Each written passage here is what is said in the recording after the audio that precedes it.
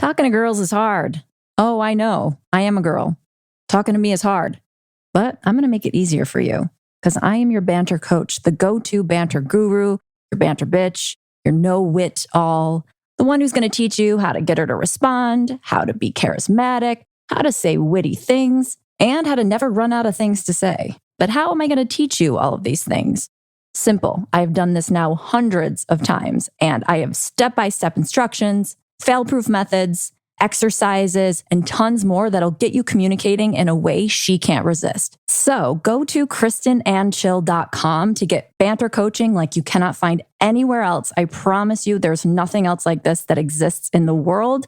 You've got quite a special diamond here. So use this special diamond to help you find your special diamond so that you can buy her a diamond. And yeah, okay. Anyway, go to KristenandChill.com. I can't wait to see you there. Want to know the hidden meaning behind what women say and do? Then check out the Chictionary. It's the Wing Girl Methods manual that gives you a full rundown of all the things women say that confuse men, written in dictionary format. Go get a copy of the Chictionary by going to winggirlmethod.com/chick. That's winggirlmethod.com/chick. Coming up on this week's episode of the Ask Women podcast. I'm at a loss to describe what we covered because we covered so much. But the main chunk of what we covered was how to avoid pleasing and appeasing women, putting them on pedestals. We have Jamie B. Haas on the show who is going to give you step-by-step guidance on how to stop doing that and instead put you up on the pedestal, which is where you should always be.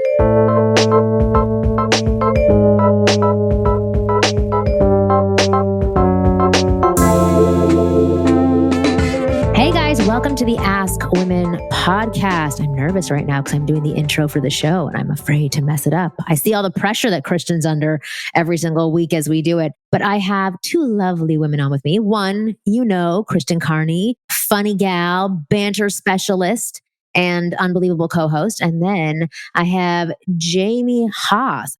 Jamie is on the show, and I was talking with Jamie, I think 5 months ago. Jamie is I don't even know how to categorize you, but you are a life coach, but you're way more than that. You have developed like your own unique system for helping people get away from the BS going on in their lives and to become super successful. And we had been talking a while ago, actually, where you were telling me about clients of yours who they were stuck and struggling, and then they worked with you and suddenly they were making lots of money, having lots of opportunities. And then I started telling you about what I did. And you had said, oh gosh, I work with so many men as well, helping them with their confidence, helping them establish boundaries. And so I was like, oh my God, you have to come on my podcast. And then it's taken this long to actually arrange it, but I'll stop yammering on. Jamie, welcome to the show. Thank you so much for being here. So Jamie, tell people about what you do. Okay, great. So I'm so happy to be here. So I am actually a transformational guide. What that means is that I have a method and I have a process. And what I do is I help people heal and overcome and clear away the patterns that they've been living in that are causing them to sabotage themselves so that we can then manifest in their dreams, that be money, career, or relationships. Amazing. Absolutely amazing. So the guys that are listening to this podcast, a lot of them have their lives together. They have every area where they are happy. They have good friends, they have a social life, and maybe some of them don't. But when it comes to women, they have a real sticking point. So for guys who have these sticking points around if they can attract women, if they can be successful with women, what would you say to that? What would your guidance be if you had a client like that come to you who was, I know you've had guys like this. So I want to hear like where your specialty comes in. I want you to give away some of your goodies and tell guys who are listening what it is that you would have them do. Okay, great. So it's a multifaceted answer because what I do which is good. Is that, yeah, okay, great. So the first thing is that most of my men that come to me have definitely issues with women.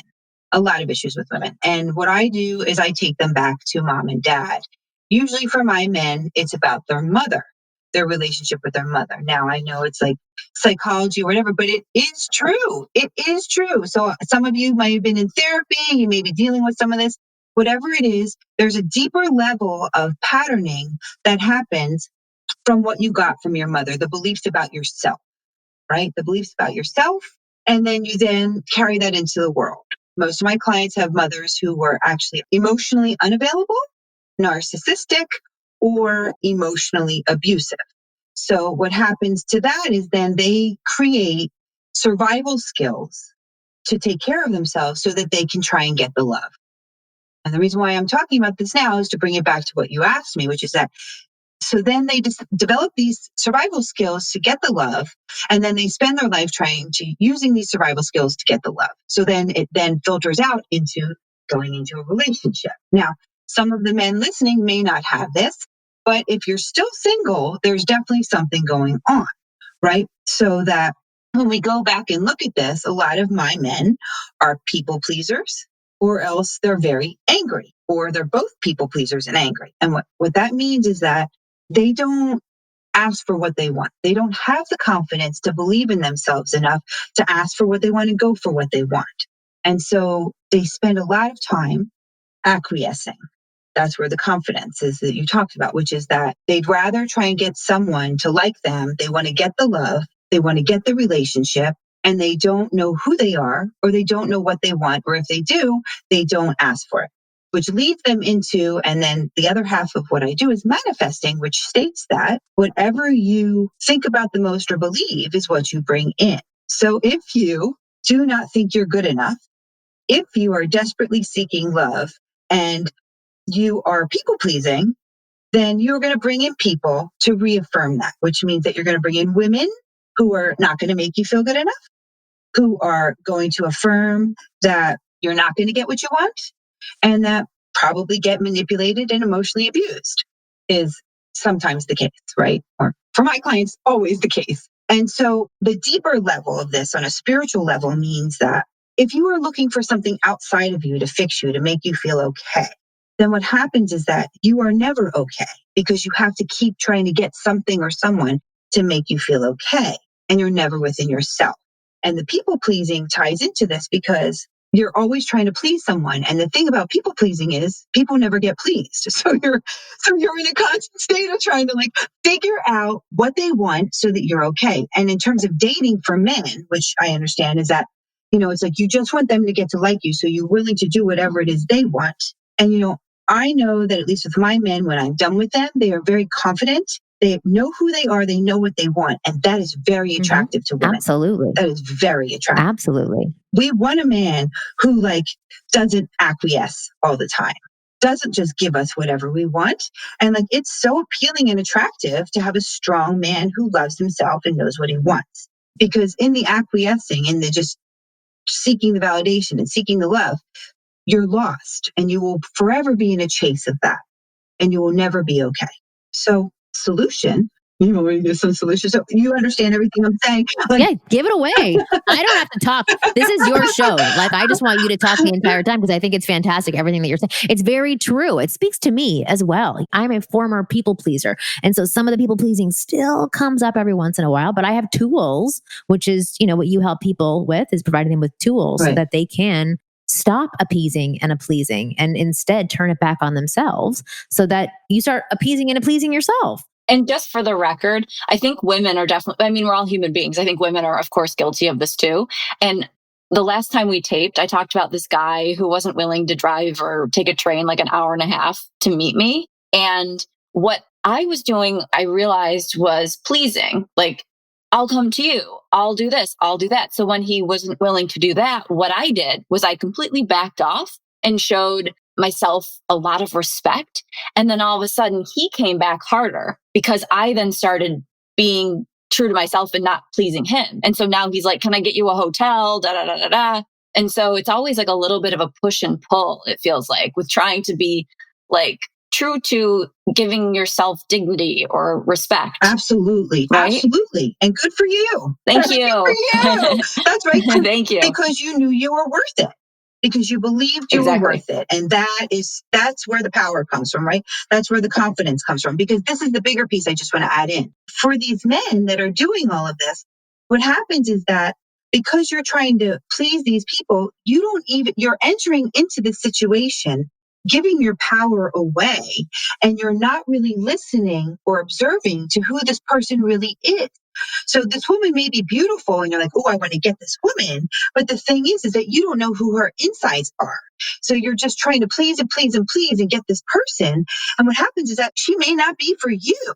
And if you're not showing up, listening and observing with it and staying with yourself, you don't get the signs that the universe is giving you.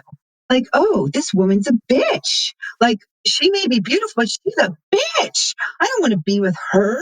But because you're so desperate for the love and validation, you miss all of that. Because the greatest piece to this is that when you can listen and observe and you're like, oh, okay, she's not for me. She may be beautiful, but she's not for me. The minute that you let her go, you now have space to bring in someone who's better for you. And the more confidence you have on that, the more you're going to start to bring in the women that are aligned with who you are, not who you think you should be. Exactly. Right? Absolutely. Exactly. Which is amazing. So the confidence, stating what you want, owning your power is your protection and your magnet. That's what's going to keep away what you don't want. And that's what's going to bring in what you do want. Wonderful. So let's go back to the solution. So like, how do you get to this place where you are thinking and feeling that way about yourself, where you're like, yeah, I do deserve better than that. I don't have to please people. So what would be like the first 2 steps that people can take to like stop the pleasing? So this is a deeper nest of stuff. So I'm going to try and simplify it because this is like a lot of the work I do that's so deep, because it does go back to like, if you don't think you're good enough, like what are you doing? What are the behaviors that you're doing to deal with the fact that you don't feel good enough? Like those are things that you need to look at so that you don't do them anymore, because those are what's keeping you from what you want, right? And then the other thing is, like I said to you, it's like telling yourself before you show up or do anything, like I'm showing up to be of service. I'm really going to listen and observe and allow this person to show me who they are. It sounds simple, but when you're in fear and you're showing up in fear, you are not listening. You are not listening. You are only hearing what you need to hear so that you will feel okay, which means that you're missing everything that's going on. So the bigger like solution is to really listen and observe, like watch what people are doing and really listen to what they're saying, because that is the universe showing you the answers, right? Instead of trying to read someone's mind, people always show you who they are immediately if you're paying attention, right? The red flags are always up right away. We just don't want to see them. But what if it's like a really cute girl who like is awesome on the inside? Yeah. Right? But you still have that fear and those nerves and that tendency to please. So like, let's not take cases into consideration where somebody's horrible just because they're so pretty. Yeah. Let's take it in where somebody's actually great. Okay, great. Good question. So you have to be yourself. You have to be yourself. Like there's no one else to be. There's no one else to be. You have to be yourself. In a kind and loving way, be yourself, because that is the magnet. Because otherwise, you're going to end up getting into a relationship or not, trying to be something that you're not, which means that you're never going to be okay. You know, so it's so important to like be who you are and have the confidence in yourself. Now, how do we get there is the question you're asking me. So it really is going deeper into like, what are the wounds? What are your wounds? Like, what are your pains? Probably with my men, it's always from the mom. Some of them are from the dad, but it's a lot of times from your mother. Like, what are the things your mother used to say to you? Like, what did she do to you? You know what I mean? Obviously, this is like a deeper situation, but if you take a look at that, usually what's happening is that we use displacement. So we'll take all of that and put that on someone else. Or we'll set ourselves up that when we show up, oh, she's going to hurt me. Or she's going to like say this thing about me or think I'm a loser. You know what I mean? Or think I'm a loser, because that was the pattern, the story that you got when you were little. So you're still carrying, it's like carrying this huge weight with you all over everywhere you go and just bringing it to every situation. So you have to take a look at what those belief systems are, what that thinking is, what that story is, and know that that was a story. It was from the past. And if you can find somebody to work through that, to get heal that. But if you can separate and show up to every situation open without the stories, without the belief systems, and just give each person an opportunity to show you who they are without carrying the baggage and really listening and observing and being yourself, you will have a completely different experience. And thereby, you'll have a totally different outcome because you're not carrying on these old stories and manifesting in the old story. Because once again, if I'm believing that women are shit, women abandon me, women are going to leave me, I'm not good enough, then you're going to bring in people who keep affirming that. So if you don't carry the story with you, you just show up as yourself, kind and loving, listening and observing, you're going to have a totally different experience and a totally different outcome. I love it. Well, so what would be a quick way for guys to kind of, like, let's say they couldn't go to therapy and work on all of these issues.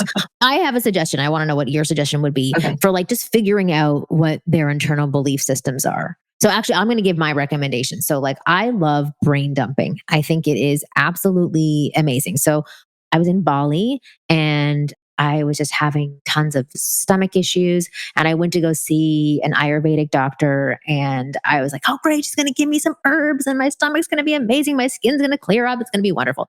And she did give me some of those things. She gave me some of those teas, but she gave me a huge assignment, which was to brain dump. She was tying much of what was going on with my stomach and my skin to stress and to internal emotions that I wasn't bringing out. So she had suggested brain dumping. So every single morning she told me, whatever your morning routine is, go make a cup of tea, make a cup of coffee, whatever it is, go sit in a corner for a week.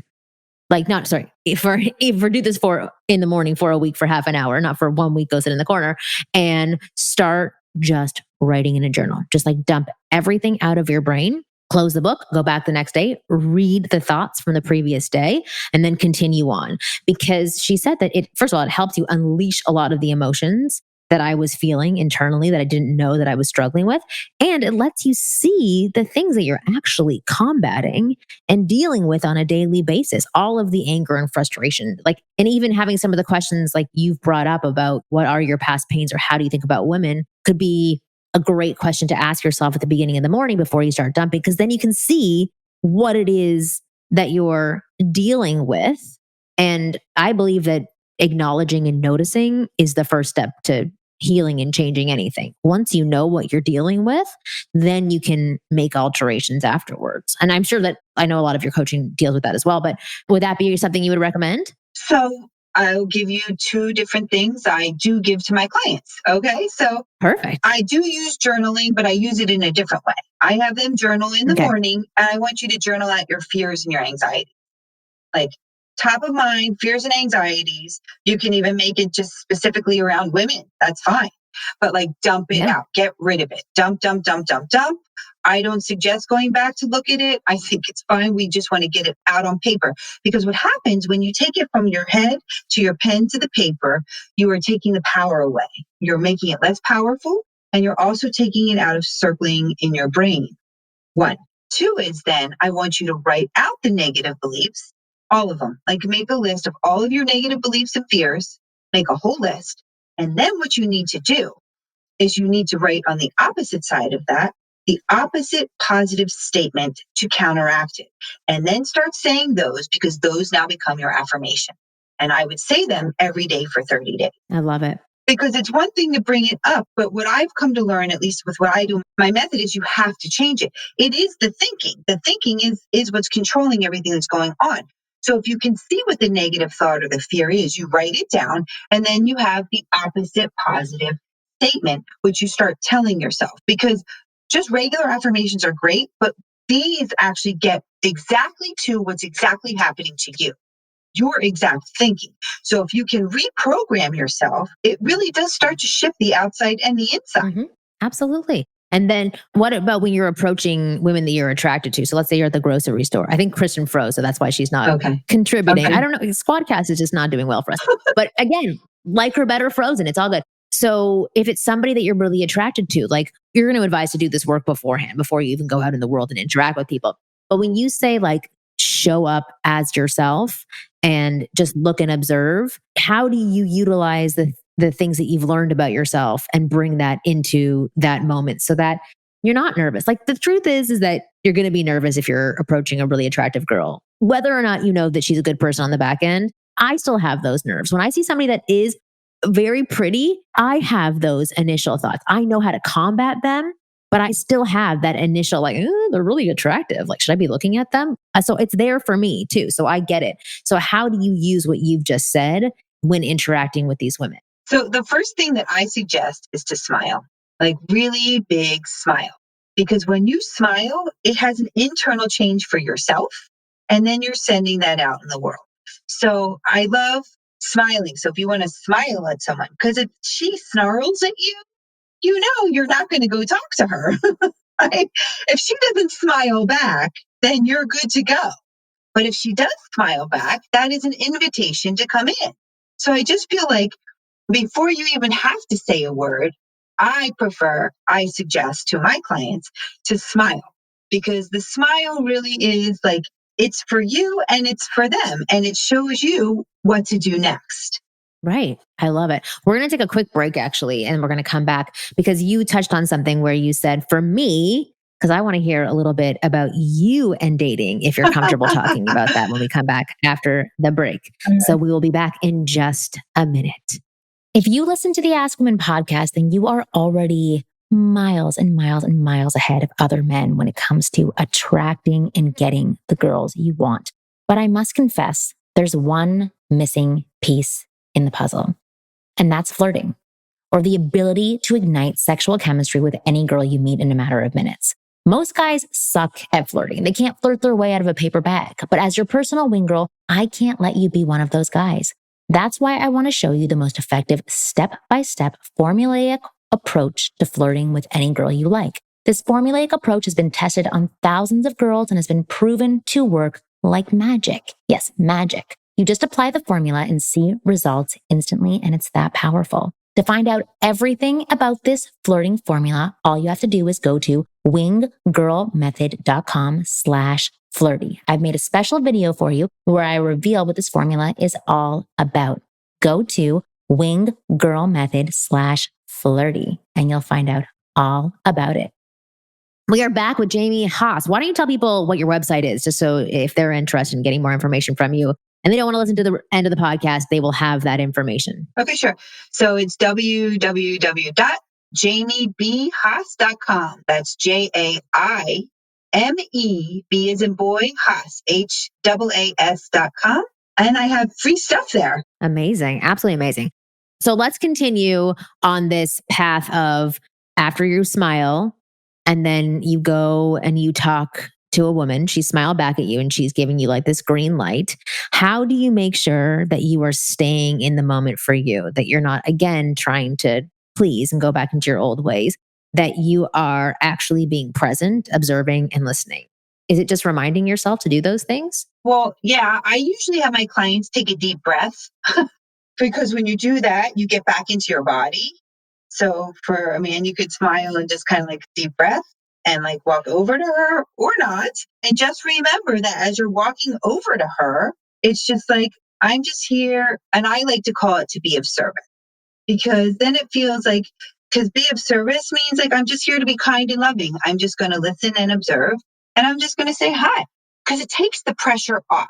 Otherwise, you're showing up like thinking, giving this person your power, and like whatever they do or don't do is going to determine who you are as a person and your worth. So if you just show up to be of service and you're just there to be kind and loving in a chat, because she may be the girl you're going to date, she may end up being a friend. She may actually, you know what I mean? We don't know. So it's like when you go in that way, it's easier to be yourself. So the big key piece is not wanting anything from anybody else. Because a lot of times men show up in that way, wanting something from them. And when you want something from somebody, energetically, they feel it. And then that is actually a repulsor.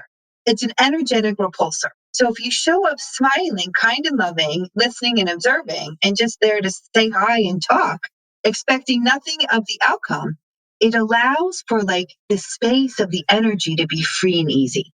I love it. I completely agree with you. That's like a lot of my teaching as well, because it's just clearing away all that bullshit. But listen, at the end of the day, if there's a really attractive girl, in your mind, you're going to say, yeah, I want to sleep with you. And I actually don't think there's anything wrong with that. I'm going to be of service and I'm still going to select whether or not I sleep with you at the end of the day.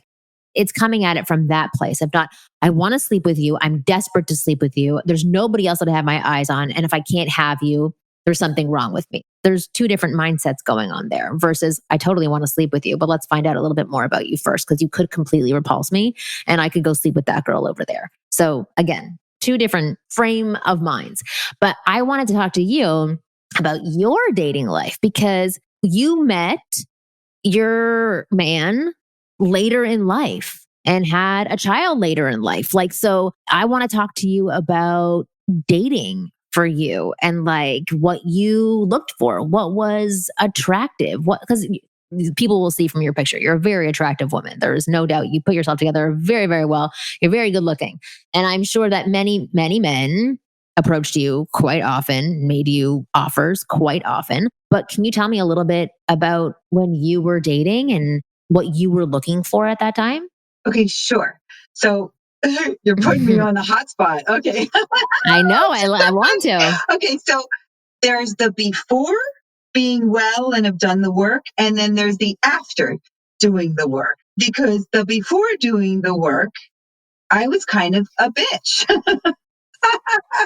And I really manipulated and used men for all different facets. So it was like, because I was so wounded from my father that I saw men as that all men are going to cheat and leave. Well, all men are going to cheat and leave like my dad.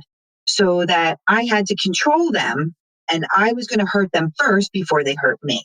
So remember, based on everything that we just talked about earlier, if that's how I'm entering into the world, guess who I'm bringing in? So I was the pleaser.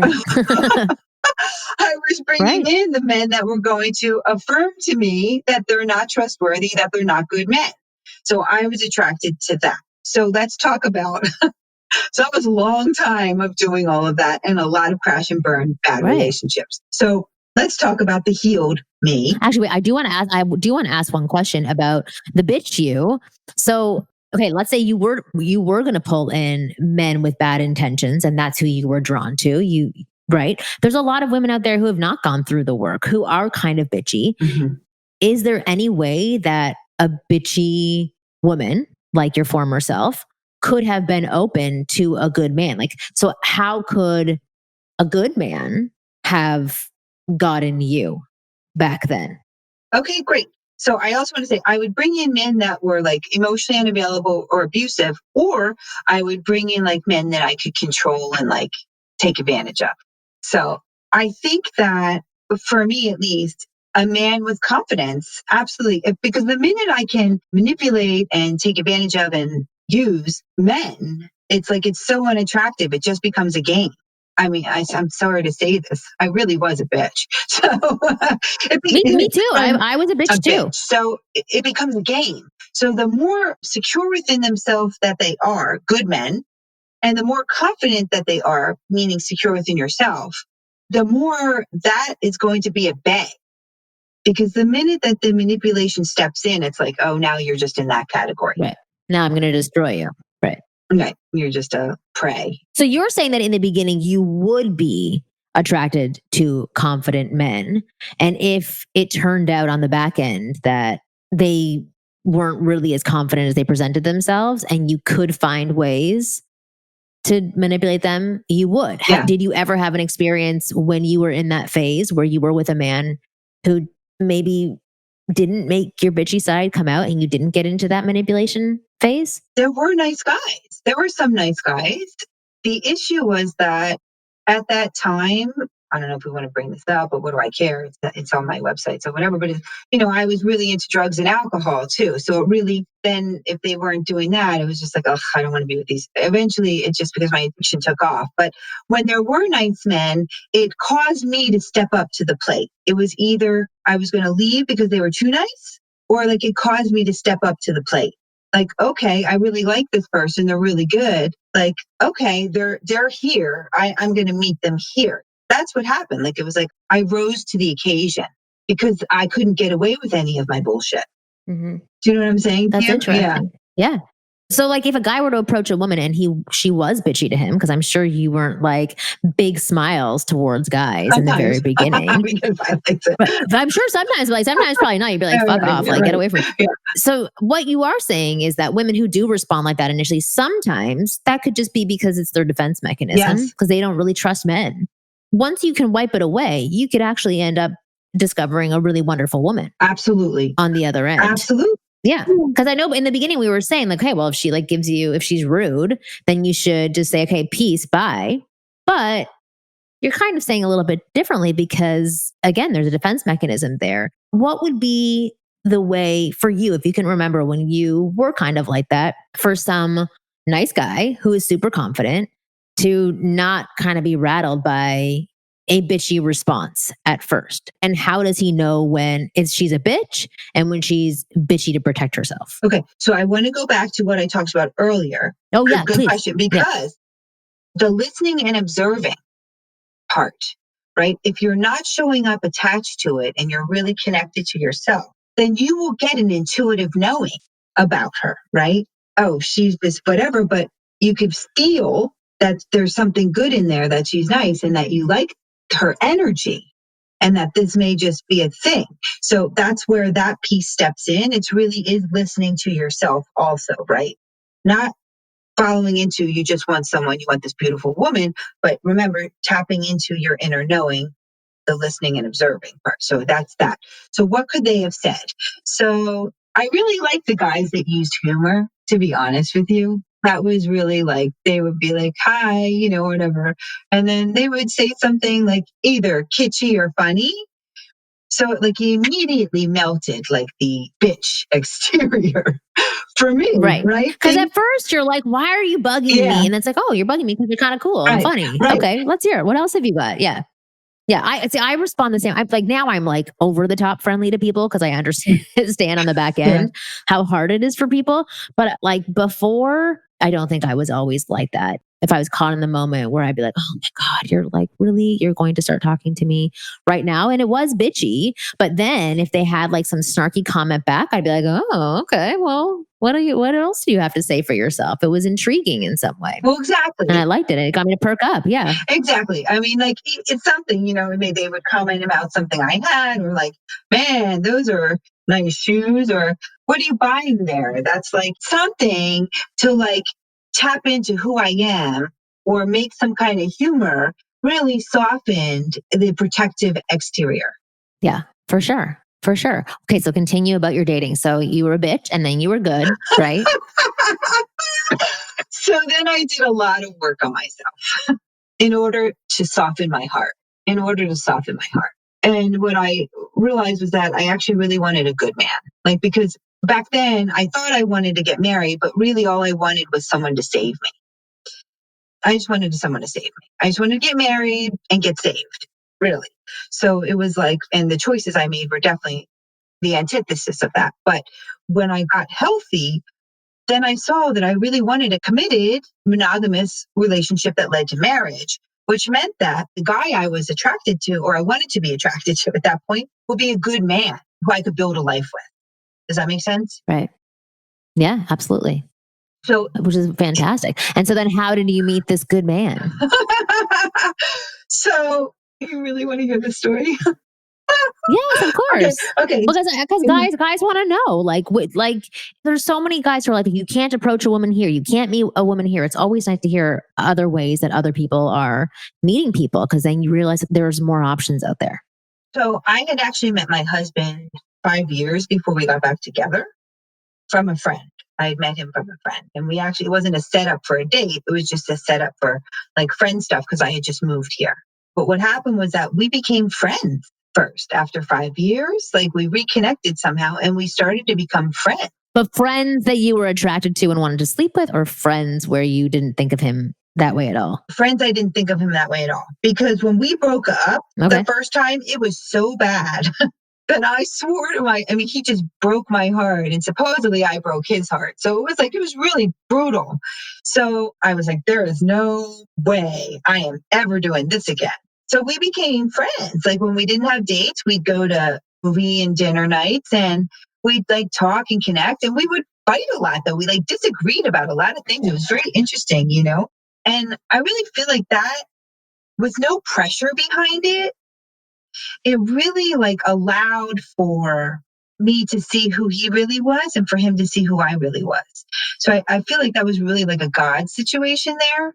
Although I had done a lot of work on myself, and so did he after our breakup, that the healing was that I didn't have to put on any protective to protect my heart because we were just being friends. Because sometimes if you've been hurt or wounded, even if you've done some work, you're still showing up with a layer of protection because you just don't want to get hurt again.